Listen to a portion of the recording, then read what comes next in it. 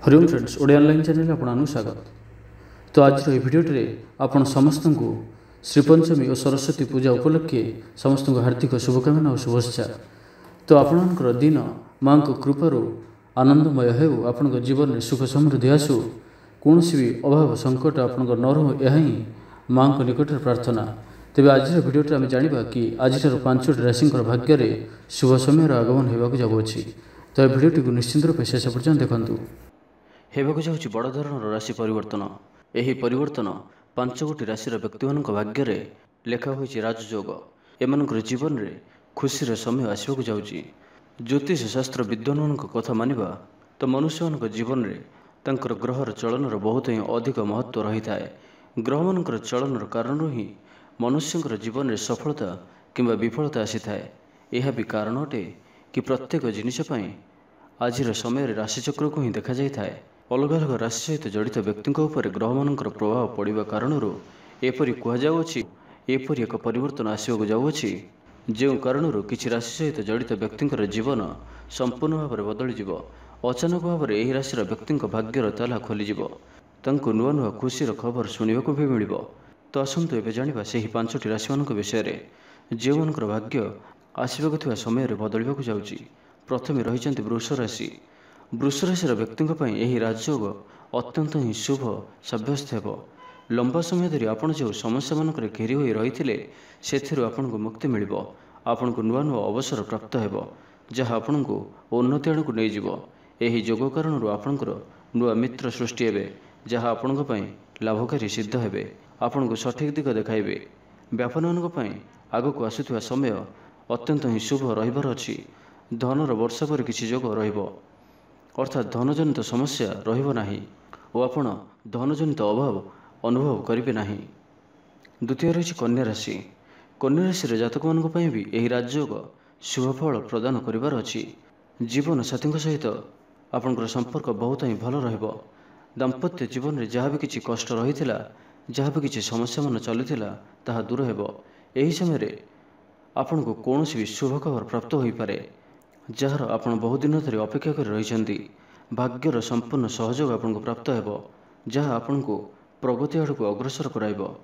धनलाभर भी जोग बनुअछि। तृतीय रही मिथुन राशि। यही राजयोग मिथुन राशि व्यक्ति वर्तमान समय खूब भल समय आसबार अच्छी। आपणकर भाग्यर कबाट खोलीज। आपणकर शुभ समय आरंभ होगा जाऊँगी और जदि आपण कौन योजना प्रस्तुत कर रखिंट तो तापर कार्य करने आरंभ कर दिंतु। आपन को लाभ ही लाभ प्राप्त हो। माँ लक्ष्मी आशीर्वाद आपण रहिबो। चाकरी और व्यापार दुईटी जाक क्षेत्र आग को आसुवा समय आपण लाभकारी ही रहिबो। दुही को ही धन लाभर जोग बनुअछि। जदि आपण लंबा समय धरी प्रमोशन अपेक्षा रही तो यही समय आपन को ताहा प्राप्त हो पारे। समाज में आपणकर मान सम्मान वृद्धि हो। लोक मैंने आपण मार्गदर्शन पर निजक सौभाग्यशाली मन करेंगे।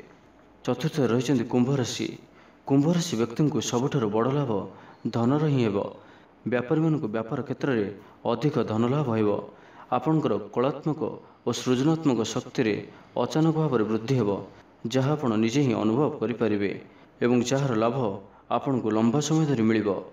यही जोगर प्रभाव में आपण पाखरे धनजनित समस्या रहिबो नाही। भाग्यर संपूर्ण सहयोग आपण को निश्चय ही प्राप्त हो जो कारण आपण प्रत्येक क्षेत्र में सफलता प्राप्त करेंगे। आग को आसुवा समय आपण को समय बहुत ही भल रहिबार अछि।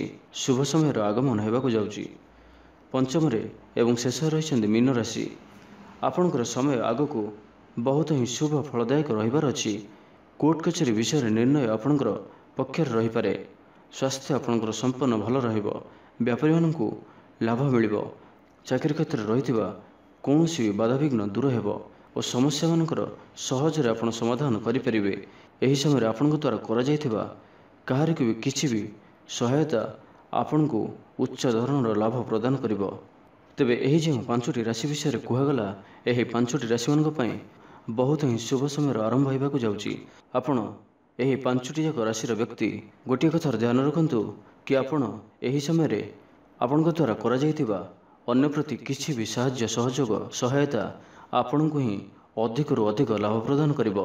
यही समय आपण जदि कौन आवश्यकता थी व्यक्ति को किसी सहायता करती तो आपण माँ दुर्गा प्रसन्न होई आपणकर घर को खुशी भरीदेवे।